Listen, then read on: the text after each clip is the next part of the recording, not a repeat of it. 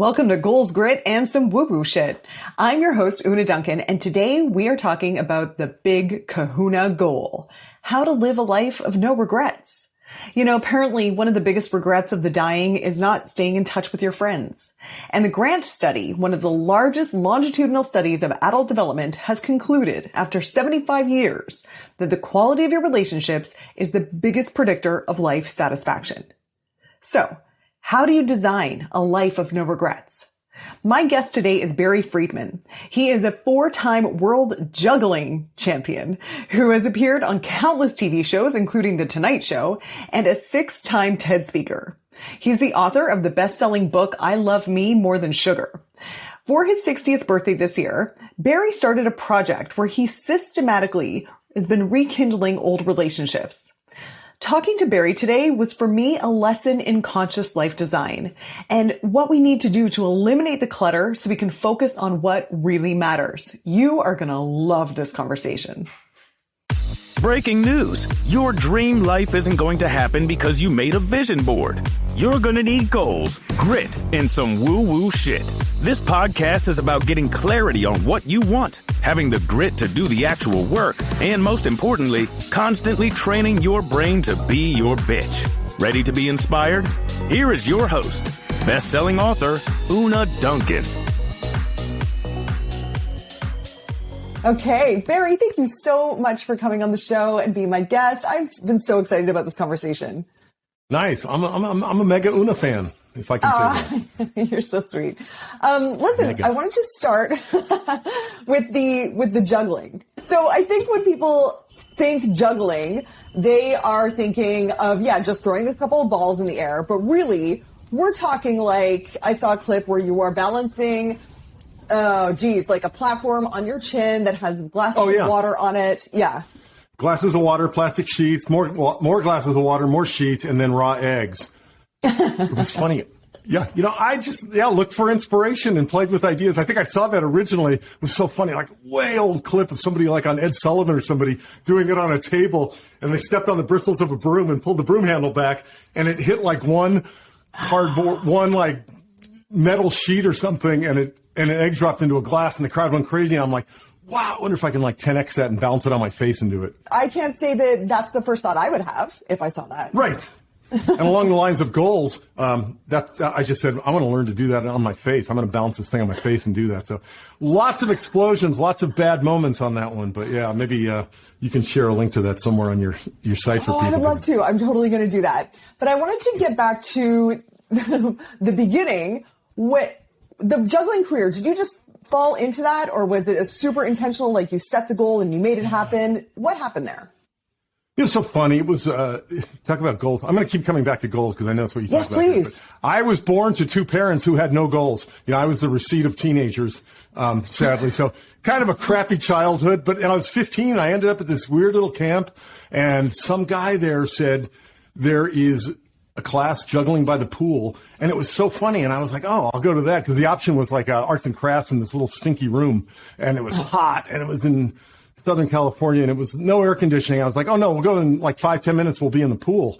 And I didn't go in the pool that day. I just stayed and juggled, because it was honestly like the finger of God came down and touched me on the forehead and said, this is why you're here. And wow. I think I was 15 then. I won my first world championship at 22, 7 years later, and I won 4 world championships. And then, I turned it into a career that's not like whatever your listeners are thinking about when they hear the word juggling. I got to do it on 6 TED Talks and The Tonight Show and 2,500 plus corporate events, sales meetings and award incentive trips and product launches and trade shows. And it was good world. And it all came from goals. Wow. So was it an intentional goal? Like, you're 15, you're like, oh my gosh, juggling is it for me. I'm going to find a way to make this make me money. Was it that clear at that moment? It was more a way of like when I went home from that summer camp, I just had this sentence that I still remember, gives me goosebumps. It was 45 years ago, but it was like I said, life will never suck again. I mean, that's what it boiled down to, is life will never suck again, because I learned how to do this. And me and another guy who was in that little group by the pool, the camp was like 3 weeks long, and on the last night they hung a sheet up and they had like a little talent show, and he and I did this little funny thing, and the oh man, all the campers were laughing and clapping. I was like, oh, life will never suck again. I just remember knowing that. Then it became like, how could you turn this into something? First thing I did was start, really not giving a damn about school. I will tell you that. I was in high school or starting high school or something, and I was like, oh, I just have to march my way through this and get to and live. So I practiced so much. I used to have these cuts like right here on the web of my hand, from every day just pounding. But 15, 16, 17 years old, you heal pretty quickly. So in the morning, I was ready to go again. Wow. Just okay. So when you were in high school and you made this conscious decision that academia is not going to be my thing, fuck it, I'm just going to get through this. I'm going to be a juggler. Did you let your parents know that that's the way things were going to go?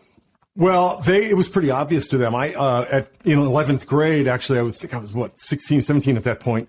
I just took off. I heard there was a Ringling Brothers Barnum and Bailey Circus School in Sarasota, Florida. I lived in Los Angeles, and I knew there was a Highway 10 that connected the two states. And I hitchhiked. I just grabbed a buddy and we hitchhiked all the way out of 11th grade. I just took off and went to Florida. And I knocked on the door. Una, this is the grit. We're moving into grit. This is where I knocked on the door, like at the circus school. I go up there and they're like, you can't just come here. This is like an actual thing where you have to apply and be accepted. It's a program. So I think I worked at a tire store in Florida for like 2 weeks, then called my parents. And that was my first time of a couple million miles on airplanes where I flew home and went back and told my high school guidance counselor what I did. And he was amazed. His jaw was on the floor and he goes, great. Welcome back to 11th grade. And if you pursue your dream of being a juggler, you will be broken homeless by 22. So, wow. 23, first time on the Tonight Show. And I was only thinking about Mr. Pavlika. I was thinking, I hope he never says that again to someone. So, yeah. That is amazing. Fun. So when he said you're going to be broken homeless, did any part of you internalize that? Or were you immediately like, fuck you? Oh, dude, remember those Charlie Brown? All I heard was, wah, wah, wah, wah, wah, wah, wah. I just knew, like, when he got to the end of the sentence, it sounded like a period. I was going to be able to leave. So it was great. I was just like, serving time in the office, and he put me back in school. And, yeah, it was kind of fun. I just juggled a lot in school. That was it. And then when that ended, I was, I didn't know exactly how to make a living at it, to be honest with you. And it wasn't really possible in 1980. There were these festivals and things, and I kind of hung around for a little while, did like a little bit of junior college. And then I heard about this Renaissance Festival in LA in the summer of 80 and went and did these crazy little shows there with this guy. And in 82, we got serious. We just practiced for another year. And 82, we got serious and hit the road and did Renaissance fairs all over the country. Renaissance fairs are funny. There are these festivals all over America where Americans try to act like old world Brits for a day or two and eat big turkey legs and drink beer and kiss people they don't know. It's fantastic. That is fantastic. We should have more events like that, I think. More of that. Yeah. So you never really wavered. You were like, nope, this is what I'm doing and I'm going to figure it out. So what was the grit requirement? Like, it wasn't having belief in yourself because it seemed like you were so rooted in that. What was the hardest part about making the juggling happen? It's that there was no trailblazed. I ended up making my whole career on TV, on variety shows and things like that, and on corporate events, at live corporate events. And that market didn't exist. It really came into existence around 84, 85, where big companies, would fly us to Japan, New Zealand, Bali, Orlando, Phoenix, Vegas. Like, I was just in the big three convention cities and a ton of other weird places and all over the world for big companies having these big events. But it was so new in the early 80s. And I was one of probably a handful of acts that really helped develop that market, which turned into just the most fantastic market. So it was finding a way to do it, because it was really all that mattered. It was, there was physical abuse, there was mental abuse, there was, food deprivation. I mean, there was everything bad those first 15 years. So when I learned to juggle at camp and it felt that good, I was like, oh no, this is nothing can touch me anymore. So, wow. It led into a very, very, very strong plan A, even though I had no idea how I was going to do it. There was, if there was a plan B at all, it was, like written in a different language. That's for sure. Right, because the alternative of not achieving your plan A was unacceptable. Unacceptable. I couldn't even imagine what it was. All I knew was the really crappy part, the stuff with the running away and my poor mom who, ended up in a bunch of relationships with abusive guys. And, that was like all I knew. And then, this guy taught me how to juggle at camp. I actually wrote him an amazing letter, was probably 2020 or something, 2019. I wrote that. I found this guy. He's one of these guys. On the audio, you won't hear that, but it's like picture CEO with a nice suit on and, the arms crossed in front of the head, and it like said CFO of some big law firm somewhere. And so kind of terrifying. Wow, that was the guy. And he was bald like me. And he had, I remembered him with a big afro, teaching me to juggle out by the pool. He was a counselor of the older kids, so I never really even knew him. But, man, it was so amazing. I wrote him this letter about my life and what changed that day by the pool. And, wow. Yeah, he wrote me back this letter. It made me cry. Oh my gosh, because he probably had no idea, right? No idea. He said, I do think I heard about you over the years. Somebody from camp mentioned what you had done. But I was like, Tonight shows and TED Talks and, just anything that was ever even imaginable was all because of that day. So, yeah, and nuts. you were saying that part of it was because the alternative was unacceptable, that you came from such a background that you were like, I am fucking out of here and it doesn't matter what it takes. And yeah. I know, Barry, that you've mentored a lot of people, both performers and business owners. Do you think that that's a thread that you've seen, that people who come from adversity and challenges are more likely to succeed because they have more fire? Have you noticed that, or do you think that's true? No, I think it is true, and I know it's true in performers because, boy, we turn all that stuff into material, into our motivation and our stage material. Robin Williams, who I got to tour with for 6 years, is his opening act. I mean, that dude, he had a great childhood, but it was very lonely and a lot of depression and all that stuff. But boy, when you turn that into your material, there is no more authentic you. There is no, you rise above the noise instantly just because you're not trying to think, what should I be saying? What should I be doing? Oh no, this is what I'm doing. Yeah. This is it. It's happening this way, and along the lines of that, I think the more attractive your backup plan is, the less attractive and the less you probably put into what you really, really like the only plan A. Like, if there's no great plan B, you have really no choice. Well, there's always the choice of the couch and alcohol and stuff like that. But, if you're going to go that way, but if your plan B is pretty good, it's hard to just like create something brand new and have all this spunk and energy towards it. Cause it's hard. Well, especially in your case, when there was no evidence that plan A was possible. Like there is no reason for you to ever believe that you could make a career out of juggling. You had no right to believe that. It taught me a lot about business and marketing and how to talk to a client so that I'm actually talking about their interests instead of mine. Because while that market was very young, there was always someone on a committee that went, what do you mean we're going to have 1,200 sales reps in Las Vegas from Merck Pharmaceuticals talking about a new drug launch and we're going to have jugglers for an hour? Like, no matter how much somebody on the committee loved us, there was always someone that goes, what? And I really tried not to use the word juggling in my marketing, if you could imagine that, as a juggler. But it was important. What did you say? I would say we engage crowds, we wake up crowds, we give your content a whole new life, we keep your audience focused, we use a lot of comedy. But on the Tonight Show, I talk about all this stuff, but I skirted the word juggling like it was a bad topic. Right. So were you managing yourself to shift into the business applications here? So you had this grid of making this career happen, and you actually did all the business aspect? Yeah, at times of it. So that market was really developing. So there ended up being, they're still out there. They're called meeting planners. But that was really who I marketed myself to. And then they had, 10, 20 great clients. So, they talk in business about the 80-20 principle, but I really focused on like the 95-5. Like I found the 5% of the meeting planners who did all the big dates. And that's who I just served the hell out of. I was like, after a show, I'd listen for something they loved and send them like a monthly subscription for a year of like Cigar of the Month Club or, whatever it is. I just fell in love with the producers who could move our business forward. So, and that was great. I worked with some producers so long, over 30 years, their kids took over the business. And I was like on the preferred vendor list for like the new owners. So it was super fun. Oh, that's amazing. And you have said that you feel like juggling is a great metaphor for business. Yeah, as business owners, we have to keep our eyes on a lot of things. And I mean, juggling was super fun like that, 7 balls above the head. It's so funny. People say, do you still juggle? I retired in 2016, by the way, from professional juggling after 34 years. But it's funny. I still, to this day, if something drops around me, I can intercept it with my foot.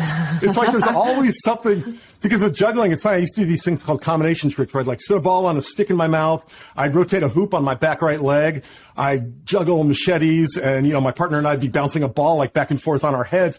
So, I mean, that's a lot of different pieces, and I would work on each one and then bring them all together. I could go, oh man, that ball's spinning a little slowly. I have to adjust it here. And that's like business, right? It's like, oh, this thing's slipping a little bit, or I should talk to this person. And then also the multitasking, how can I do one thing and then turn it into 2 or 3 things? And that was so great about comedy. I mean, with juggling on itself is good for probably 3 minutes if you have a generous audience. But we did a 1-hour comedy show with somebody once timed us at one of the meeting planners I mentioned that, and she said, you only do about 7 minutes of juggling in your show. And I was like, yeah, I know.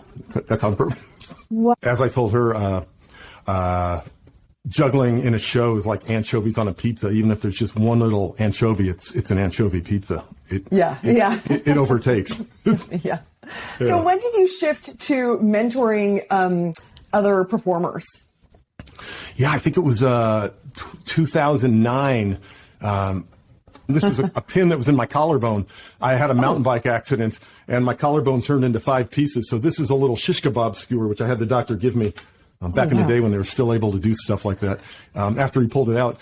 But yeah, so that was in there, and I was 8 months with no juggling. I flew off my mountain bike and shattered my collarbone, and it was just laying there in bed. I started thinking, wow, what if this is it? Like, what if this is the new me? I can't go back to doing what I've always done. I can't make good money for doing something I love. I mean, I was, as we've already covered, I was not loaded with an impressive resume of academia. So the one thing I was always good at was the business side of show business. So I started playing around with the idea of offering a course online, and online was really coming into its own. And I had a very good name among entertainers. So I think I called on the first time I put out a program. I didn't even do like a formal launch as they're called now, a program. I just said, I think I called 20 and I had 18 people join me.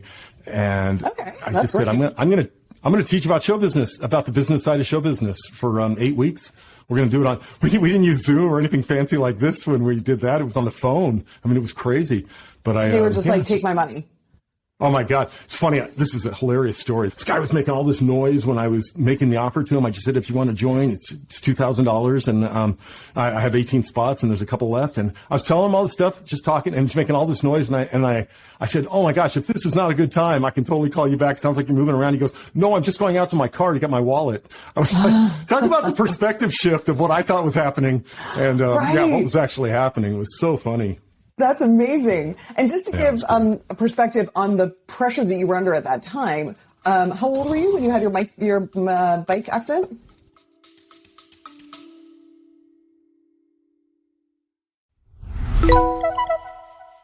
Hey dude, if you are enjoying this episode and you have a friend that you think might also benefit from this information, please share it with them. That helps my podcast so much, and it's going to help your friend. Share the love. Thanks so much.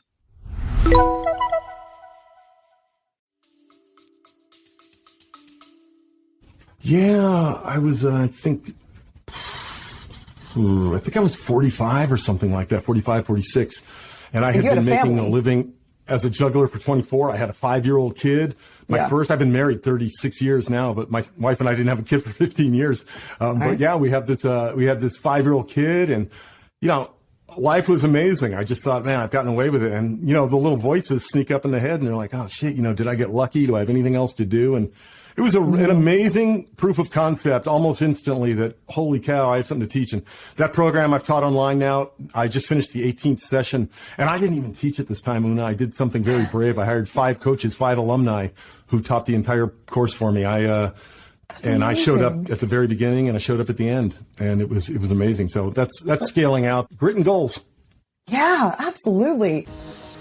Hey, how would you like me to personally coach you and kick your ass towards your goals for the next 6 months? If that sounds good, I'm opening up a small group mastermind, and I'm accepting applications right now. You can check it out at unaduncan.com/apply. Okay, back to the show. Okay, now I have one more question for you about grit. And we were talking about how a history of adversity can kind of fuel you forward. Yeah. Do you think it also prepares you? Like, if you've lived through some shit and then you're going towards a goal that's going to put some shit in your way, you've got some practice with that. Would you say that was part of the success as well?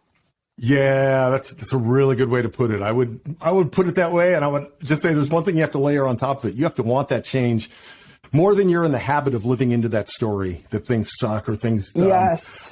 Because it's easy. That stuff's going to keep happening. And, under the category of grit, realize that stuff's going to keep happening. Life isn't going to change radically just because you change your mind or have an idea.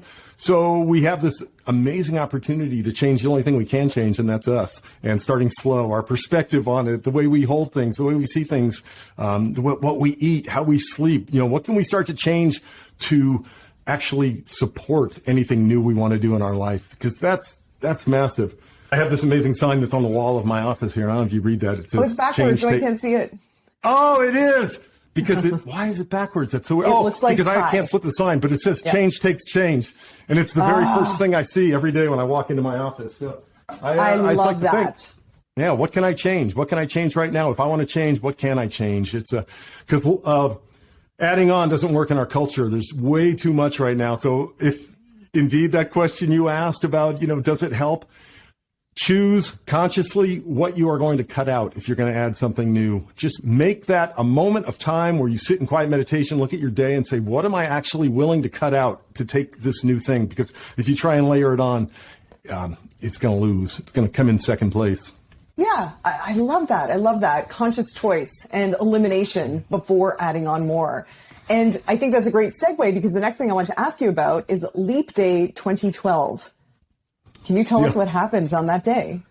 Funny day. My 9-year-old son at that point, he was, I think kids have a great perspective. He thought Leap Day meant you leap over something or you don't do something. And I thought, that's really cute. We were standing outside. Oh, I have a great picture. I'll send you after this if you want to use it in the show notes. It's the last sugar I ever ate. He and I were standing in front of this yogurt shop when he said that. And we just ordered this big ass yogurt with, every gummy worm and chocolate peanut butter cup and everything coming off top. And there's 2 spoons sticking out of it in the picture. And we ate that thing. And after that was when he asked that when we were eating that. And at the end of that, I said, I'm going to leave sugar for the day. So that was, March 29th, 2012. It was the actual, February 29th when there's a leap day. And that day I didn't have any sugar. I didn't eat any foods with added sugar in it. And I tell you, Ona, I woke up on March 1st and I felt so fucking good. I was like, what? And I don't even know if it was, chemical or anything to do with my body chemistry. It was, it was just like I had this power to do that for one day. I couldn't believe it. Like, how did this happen that I got through that day? So that morning, I just said to my wife, I'm going to try 30 days of this stuff. At the end of that, there was visible changes. It was very clear that something was going on here. I mean, I could look at videos myself from probably 5 years earlier, and it was a nightmare compared to just how I looked after 30 days. So yeah, I think this wasn't a leap year here in 2022, but, I remember on March 1st, I thought, wow, this is 10 years. And I bet you now people say, wow, you're still 100% sugar free. I bet you anything. What I tell people and what I believe to be true is I think a year now I eat as much sugar as I used to eat in any given day before that day. So, things sneak in and they're in a sauce or they're in something I eat. But man, I was an 8 Reese's peanut butter cup a day, dude. I was not holding back. I was cookies. I loaded up. So when I say that's how much I probably do in a year now, I think one day is a very safe estimation. Okay. Because that's what I was going to ask you because I'm shocked if you felt a difference immediately. I'm surprised you're eating that much sugar because you're an athlete. Oh, yeah. Yeah, I was out doing triathlons. I mean, I was biking, swimming, running. I was doing the whole thing. And, it felt so good. I think that March 1st, 2012 morning, though, I think it was just the sort of the mental thing that, holy cow, I didn't eat sugar yesterday. Like that just seemed unbelievable to me. And my son, it was funny when I think I was probably about 10 days into that. And I started thinking about ideas about this. And he goes, but Daddy, people like sugar. And I was like, yeah, people love sugar. And, change takes change. It was just that. And it was that simple thing. And I think I was about halfway through the 30 days when I went, oh, man, I'm going to do a year of this. And I was probably a month into it when I said, I think I'm just not going to go back. I'm done. Time goes fast, though. Holy cow. I look younger than I looked in 2012, though. I'll tell you that. That's funny. I believe you, because when you told me you just hit 60, I was really surprised. I would never have guessed. God, it's amazing. Yeah.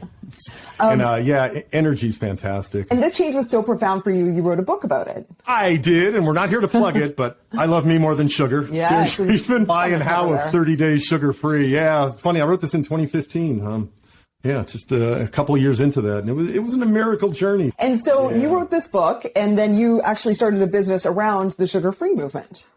Yeah, I did. And then I ran an online business where an online challenge. It was a 30-day challenge. And we had some good success with it. It was probably 2018. At the end of 2018, ran it for 3 years, I think.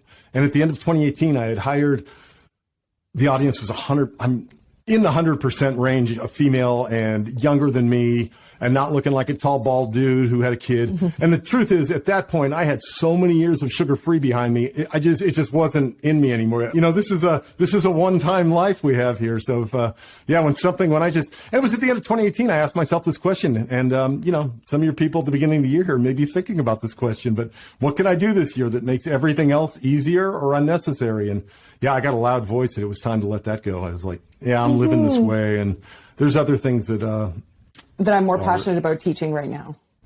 Way more. But if I can hold you on the sugar thing for just one other second, because I know my audience will be really interested in this, back to grit and general, the skill of grit, a lot of people really would have trouble giving up sugar.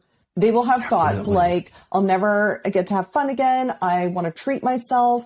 You only live once. And especially that last one, because you have a couple of times said, we're only here for, one life. We've got one life to live. Like, you want to make the most of it. And a lot of people would say, well, depriving myself of something so enjoyable of sugar would not be living my life to the most. But you have a very different opinion on that. Very different. And I think it goes back to what we just talked about before, where I said consciously choose what you're going to change or what you're going to give. So along the lines of that, I just said, you know what? I want to live. I had this 5-year-old kid. I was, I was at this place where I want to be in this world a long time. And that curiosity has always been big for me. What can I do with this? Like going back to that crazy trick I saw the guy do on Ed Sullivan. It's like, I just wonder if I could do this, or what would it be like if I could do this? So Leap Day was a perfect day to go one day. That good feeling got me good enough to feel 30 days. And probably 2 weeks into that, I was like, oh no, this is the best. It's hard though. If we stay in our habits and just expect to layer on sugar-free, man, good luck. Drop me a line if you can do that. But if you consciously choose, like, I'm going to really enjoy the benefits of not being sugar-free, there's some really good sugar-free foods too. Holy cow. Like during that time, I remember one of my favorite snacks, I still make it, is I have my freezer's mostly frozen bananas, which are high in sugar. And I still eat sweet things. Believe me, I'm not like, I don't just eat tofu and green beans, but I just grind up a frozen banana with some 100% cacao powder and maybe throw a scoop of peanut butter in that and some oat milk, and I'm done, man. I'm done. I think you will start to notice if you do the sugar-free things. I know this is a lot of where your audience really lives. If you stay in touch with your body and just ask yourself these questions, what's good about this? What's good about this? It's going to be impossible for you in a couple days to not say, holy shit, I don't even remember who I was a few days ago. You can have more energy. Your skin's going to look better. Your eyes are going to be clearer.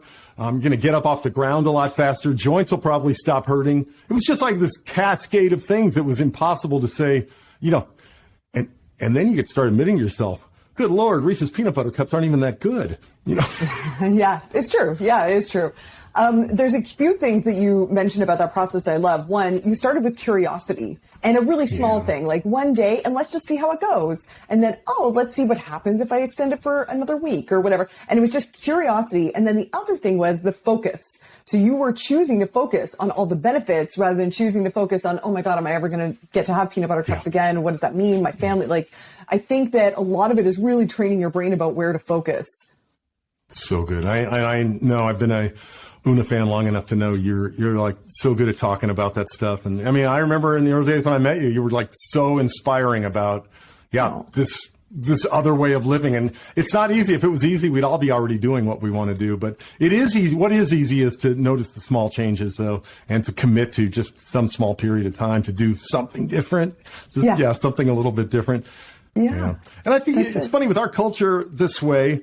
There's so much going on and there's always a distraction. And I think one of the lowest pieces of hanging fruit to turn off something in order to have time to do something new, that change takes change idea, just decide one of the time wasters you're going to turn off. And it's not that hard, really. They're everywhere. But if you just decide to turn, like a great one is taking Facebook off your phone. Man, for most people, that's at least an hour a day. Facebook, Instagram. So it's actually a hassle. Like you have to get a laptop or you have to do something if you want to get on Facebook. You have to actually open something up and do something as opposed to just, time comes back. Yeah. What are some other things that you've been eliminating in order to make room for new choices?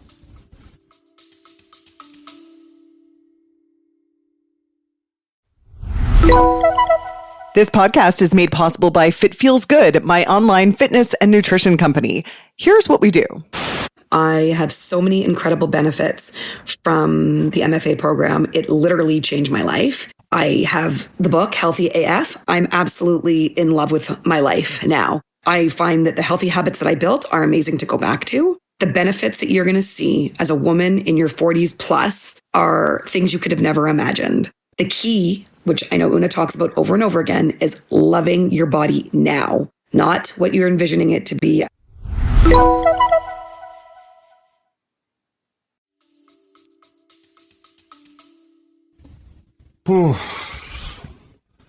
Toxic relationships. Yeah. Yeah, that's good. But yeah, just choosing what to do with our time. You know, I am definitely, there's a great writer named Anne Lamott who talks about the third, and she wrote a great book about that. But yeah, that third of life, man, I'm so solidly there. My son's in college. I see him once in a while. I'm solidly in the third verse of Cats in the Cradle, that song, and the fourth verse is coming where I get to see him once a year.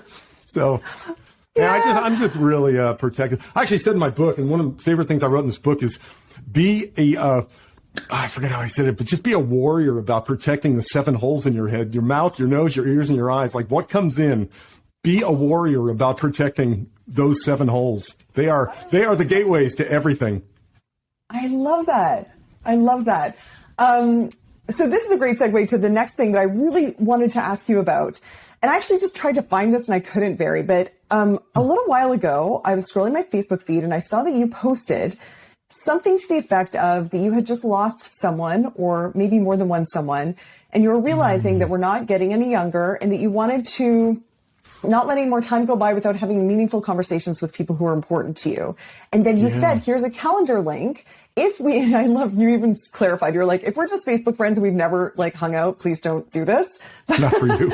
But if we have genuinely had a connection, I would love to reconnect with you sometime in the next year. I'm paraphrasing. Tell me what I got wrong there, because I remember I was so struck by this project and I thought that is amazing. And that is really building your life with intention, because I had lost 3 people that year and I had similar thoughts of what am I going to do to make sure that, I don't let these relationships go any longer without reconnecting.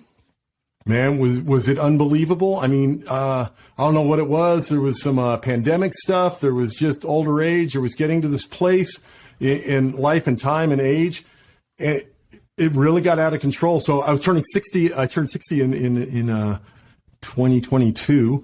And I just thought, wow, I want to have some conversation. So I threw up a little webpage, and your folks can see this. The calendar's down, but Tuesdays with Barry, playing off the great Tuesdays with Maury. Yeah. It was really fun. I just had conversation number 42. Here we are recording this, and I had conversation 42 a couple days ago on Tuesday, and I have 10 more. And holy cow, Una, it was amazing. I first sent that out to a curated list of about 50 people. Whether I had their emails accurate or not, social, whatever I could. I just made a list of people and actually had my VA just track down some information on these people and send them out. That booked about 30. And then I put it on social media. And that was when I put that little thing that popped up when you hit book a date. And it said like, yeah, if we just took a class together, it's not for you. And super fun. But yeah, Tuesdays with Barry. Protecting, right? That goes back to you protecting your time. To be like, I don't want to talk to any randos. Yeah, the mistake was, and it was really hard to write. I didn't have that up when I first put it on social, and I started getting them from people. And writing that email to cancel it and said, sorry, I guess you didn't read the page, but this is really, so then I put the pop-up up. Yeah, it made it better. But yeah, so I've had 42 of 52 unbelievable hours. And the text that I used on that page to set it up for something not normal. And there were even 2 times in there where if this sounds weird, wonderful, fantastic. I wrote this to either sound weird or to either repel you or bring you in. So were you surprised by the response to this outreach?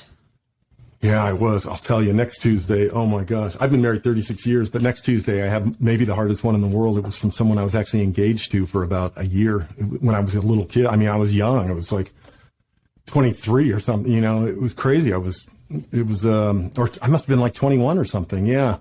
And somehow I got engaged, and it was just this weird kind of relationship with it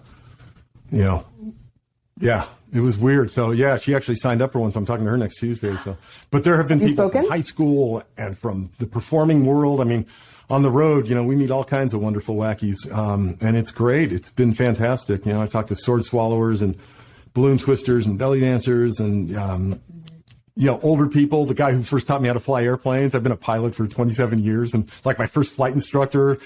It was just amazing. Yeah, just look on that page. I also said, I realized the only thing I have that I'm going to have when this is all over is the relationships, the quality of the relationship. So, and I remember one other thing, because you mentioned this page, and one of the other things I said, this is to make good on at least 52 promises that I've made to people throughout my life where I said, let's hook up, let's talk someday. Like I wanted to have an actual chance to make good on that promise because I meant it when I said it, but as we all know, it's hard to follow up on. It doesn't happen. Let's talk someday feels really good when you're saying it. It's hard. It's hard to book. Well, so this is a project specifically for your 60th birthday? And it's it was a gift every to myself. Tuesday you talk to one person? Every Tuesday from 2 to 3 Pacific. It's fantastic. It's so good. Do you go in with any particular questions or anything? Or do you just say, hey, what's been going on? I really only go in with the text that I wrote on the page was, there's no agenda. I don't want to talk about weather. I don't want to talk about, I want to have a conversation that at the end of the night, at the end of the day, I'm just laying in bed going, fuck, that was unbelievable, So I even have a list of things we can talk about because I think it's weird for people, but things that matter to you, things that make you cry, stories you love, a memory that you and I had together, anything that we have that we never settled. Like I'm open to everything and anything. Wow. And if it ever starts off kind of surfacey, which it does, and I'm good with that for a couple minutes, I usually just say what matters to you now. And I just kind of wait. And then that is always a doorway in. That's a great question. Yeah. When I'm trying to reconnect with someone, I will say, what are the top 3 thoughts that have been going through your head lately? And it just gets, because, we do have that. We've got these cyclical thoughts. And usually they're fairly, whatever, I'm kind of worried about my kid or, whatever. But it's what's present most for them right now. And I'm like, let's jump in there. Let's not bother trying to catch up. Like, so how's your job? Or, Yeah. Yeah, it's a great sentence, or what are the 3 things going through? So for you, and when you just had your birthday, didn't you? Yeah, so I'm milking this birthday out for a year. You got to. I know I'm going to miss it next year. I'm actually going to miss this project next year. Yeah. Will you give it up? I think Why so. will you stop?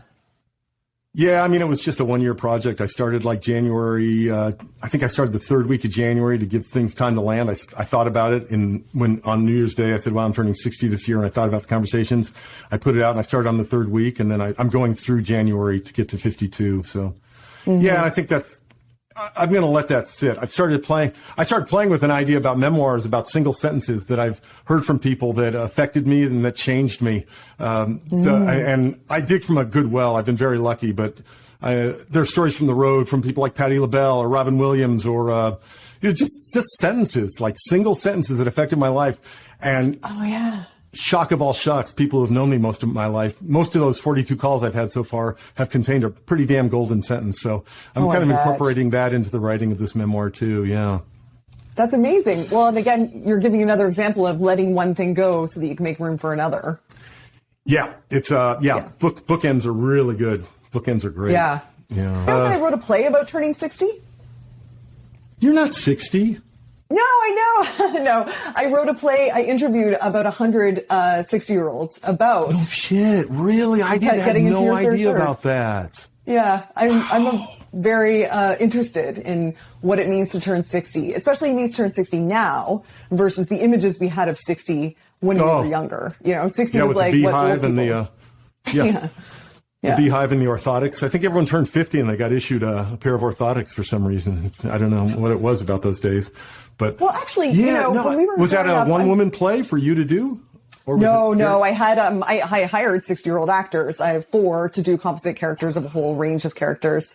Yeah, but it's funny thinking about 50. When I was a kid in the 80s, there was Freedom 55 commercials that showed an elderly couple walking on the beach because they're free because they're 55 and they're retired or whatever. There was also, do you remember the movie Cocoon? Mm-hmm. Right? Cocoon. With the big pods? Yeah. And do you remember Wilford Brimley in Cocoon? Oh, yes. He was 50 years old when he shot Cocoon, which is about a whole bunch of people who might as well be dead, so they jump in this cocoon. Was his character portraying someone 50? I don't remember that, but I know the actor was 50. Which is insane when you consider that, Brad Pitt is 55. What in I'm my saying mind, is that, when you said, When you said cocoon, I pictured all those people at like 80 or 85. Totally. Wow. Totally. What a perspective shift. Yeah. I know. So what I was trying to get through with this play is that 60 now is not what 60 used to be. Oh. And I'm sure that's the experience you're having.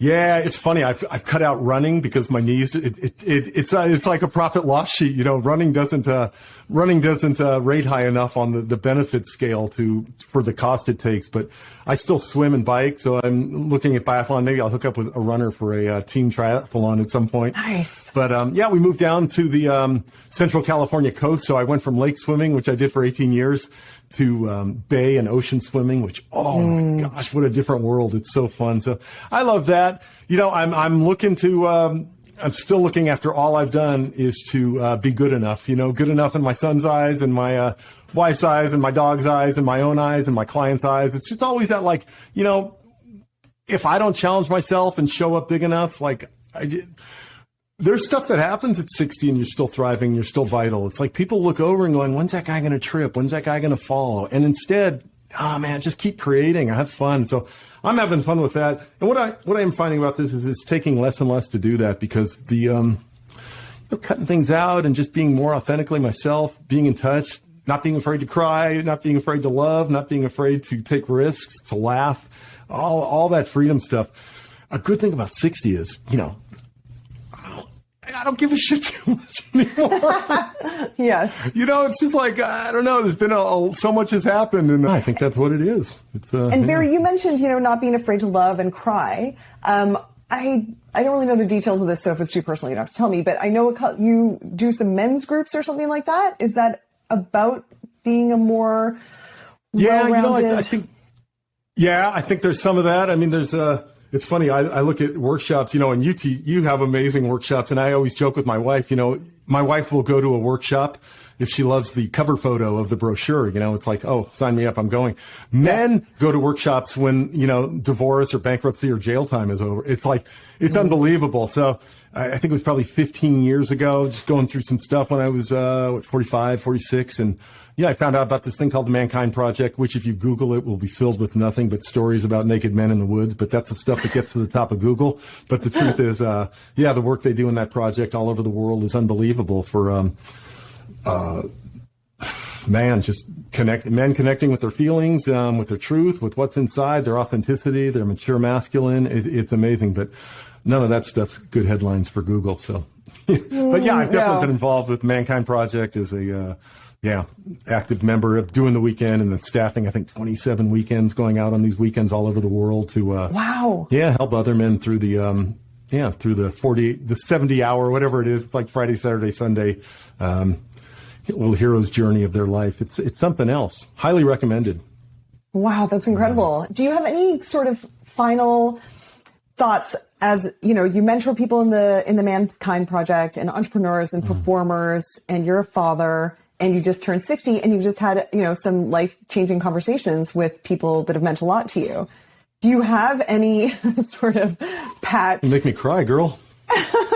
advice to pass on? What would you say to someone or to yourself 20 years ago even? Yeah. I was going to say that's a good way to word it, is 20 years ago, because I imagine the story I tell myself is your audience is a heck of a lot younger and they're going, who is this dude? So hopefully there's been something in here for you if you stayed with us. But I will say the only regrets I ever have when I look back is that I was that I worried too much about what things look like from the outside and the risks of what it was going to be like and what the long-term effects were going to be. And every success I ever had happened when I just took the risk and just built the plane in flight and said yes. You know, I just said yes way more often than no. That was the times that always made the big difference. And shit's scary, man. It's a weird world. I know some of you are probably young and having kids right now, and some of you are maybe closer to retirement or trying to do some big life change. I hope there was something that came up in this conversation. And if there's a chance to do something that isn't dangerous, but wiggles some part of you that used to really be alive, just say yes. Ooh, I love say that. Yes, it's fun. Wiggle some part of you that used to be alive. That's great.